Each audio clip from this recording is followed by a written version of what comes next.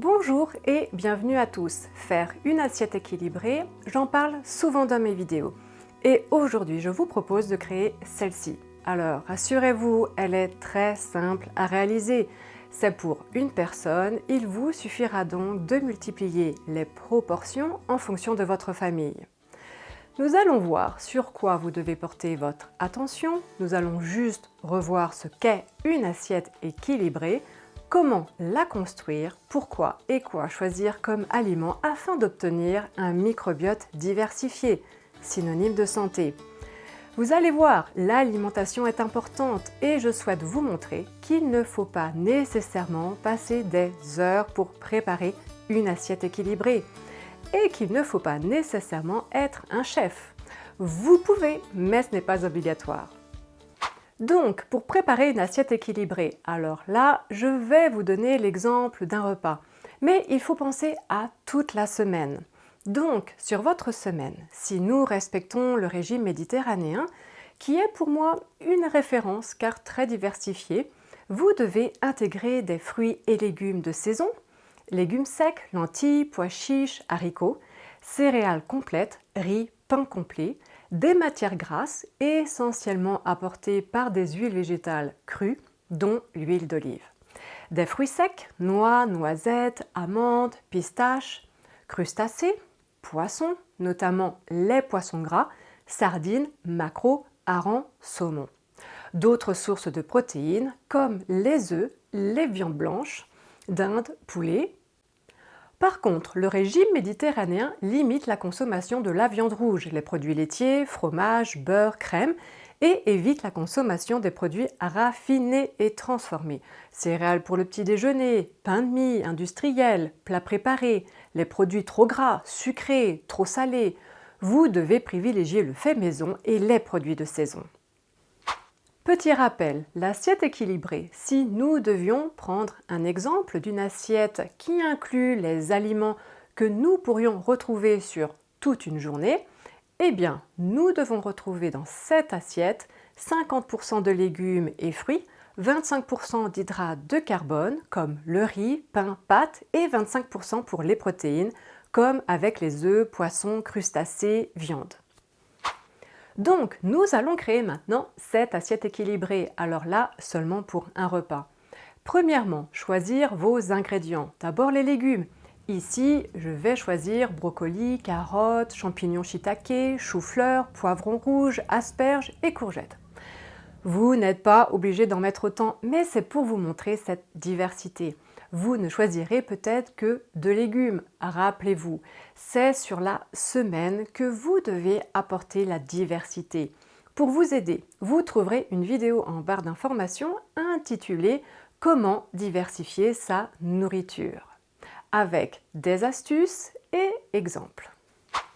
Alors deuxièmement, je dois choisir une source d'hydrate de carbone. Et pour ça, j'ai choisi un tubercule, la patate douce.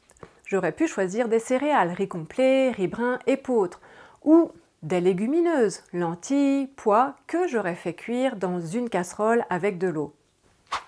Pour la quantité, combien de chaque ingrédient je vais mettre? Eh bien, je vais choisir simplement un bol qui correspond à la taille de ma main, comme ici sur la photo. Et je vais y ajouter un peu de chacun des légumes que j'ai choisis. Alors bien sûr, il faut couper tout ça. Et vous voyez, j'ai déjà un maximum de couleurs. Pourquoi est-il important d'avoir cette diversité?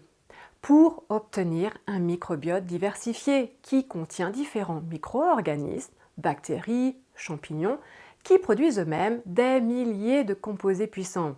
Dans la vidéo en barre d'informations intitulée « Pourquoi diversifier votre nourriture ?», vous allez comprendre les enjeux et les raisons pourquoi j'insiste autant pour que vous diversifiez votre alimentation.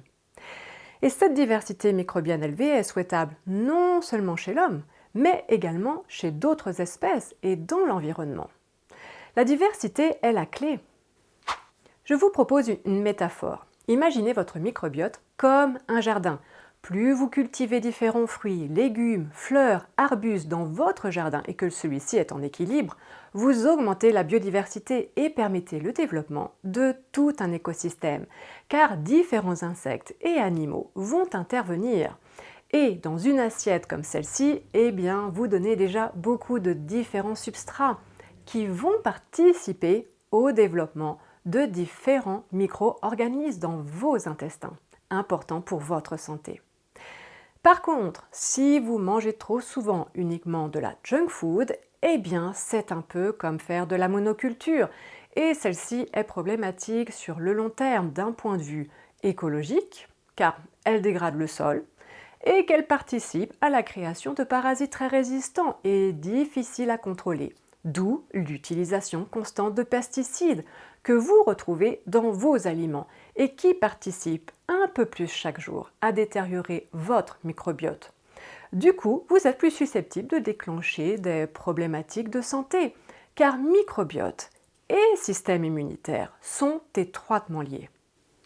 Donc, si vous choisissez de diversifier votre alimentation, eh bien continuons la recette. Il vous suffit de mettre au four vapeur l'ensemble des légumes et la patate douce.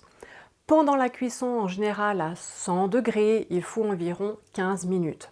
Si vous n'avez pas de four vapeur, je vous propose le modèle Cuisinart que j'ai au cabinet. Il est très bien avec son bac en verre et ne prend pas trop de place. La cuisson vapeur fait vraiment gagner du temps et permet de ne pas cuire à des trop hautes températures. C'est pour moi un must. Après, bien sûr, vous pouvez choisir la cuisson au four, mais il faudrait mettre une température plus élevée. En attendant, je vais ajouter ma protéine et là, je vais choisir 2 œufs auxquels je vais ajouter un peu d'eau, battre et saler. Je vais ajouter mon mélange dans une poêle en acier. Je n'utilise pas les poêles avec un revêtement en téflon, trop problématique pour la santé et l'environnement. Oui, c'est plus onéreux, mais vous les conservez à vie. Donc pour moi, c'est davantage un investissement. En attendant, je vais ciseler du persil que je vais ajouter aux œufs. Et voilà mes œufs brouillés auxquels j'ajoute du cumin en poudre. J'aurais pu choisir une autre protéine, poulet, poisson blanc ou gras. Là aussi, j'aurais choisi la cuisson vapeur. Résultat de ce repas, de la choucroute cuite avec un peu de kimchi et quelques olives en entrée. Vous savez l'importance des produits fermentés pour le microbiote. Nous avons vu ça dans une précédente vidéo. Puis une assiette avec mes légumes, un filet d'huile d'olive, ma patate douce comme hydrate de carbone que j'ai intégré aux légumes et ma protéine avec les œufs et des condiments avec le persil et le cumin. Alors en fait, vous allez découvrir que vous allez avoir moins besoin de quantité car dans cette assiette, vous avez davantage de vitamines, d'oligo-éléments, fibres que dans cet exemple. Et comme indiqué, votre quantité de légumes et hydrates de carbone, comme pain, pâtes, riz cuit, devrait tenir dans ce bol. Moi, ma patate douce, l'hydrate de carbone que j'ai choisi, est intégré dans ce bol. Vous allez vous rendre compte que bien souvent, vous mangez trop d'hydrates de carbone et pas assez de légumes. Alors bien sûr, selon votre dépense énergétique, il faudra peut-être davantage d'hydrates de carbone. Ce bol, il est important car il vous permet justement de gérer les quantités. Et point important, il va aussi falloir prendre en compte que vous devez personnaliser votre alimentation en fonction de vos problématiques de santé. Parlons justement de ces particularités à prendre en compte. Car oui, il faut apprendre à vous connaître pour adapter ou personnaliser une assiette équilibrée comme je vous ai donné aujourd'hui. Donc, par exemple, si vous êtes intolérant au lactose et selon votre niveau d'intolérance, eh bien, vous allez peut-être choisir du beurre sans lactose ou choisir des laits végétaux, amandes, riz ou crème végétale. Si vous avez la maladie cœliaque, eh bien, vous allez éviter le gluten, donc certaines céréales. Si vous avez une intolérance à l'histamine, vous allez éviter certains fruits et légumes comme fraises, aubergines, légumes fermentés. Si vous savez que vous avez des métaux lourds, éléments traces métalliques comme le mercure, eh bien vous allez éviter, tout du moins limiter certains poissons gras en haut de la chaîne alimentaire, comme le saumon. Si vous souffrez du syndrome de l'intestin irritable, peut-être que votre nutritionniste vous aura mis sous un régime FODMAP ou paléo pendant une durée limitée et que maintenant, avec la reprise alimentaire, vous connaissez les quantités de certains aliments qui vous conviennent et il va falloir les respecter. Ce ne sont ici que des exemples, et il y en a d'autres, donc gardez en mémoire que chaque personne est différente. Vous avez un problème de santé, il est préférable d'avoir une guidance et de voir un nutritionniste proche de chez vous. Voilà, cette vidéo touche à sa fin. Si vous avez appris des choses, eh bien merci de liker celle-ci.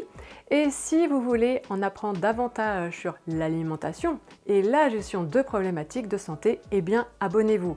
Je vous dis à très bientôt et prenez soin de vous.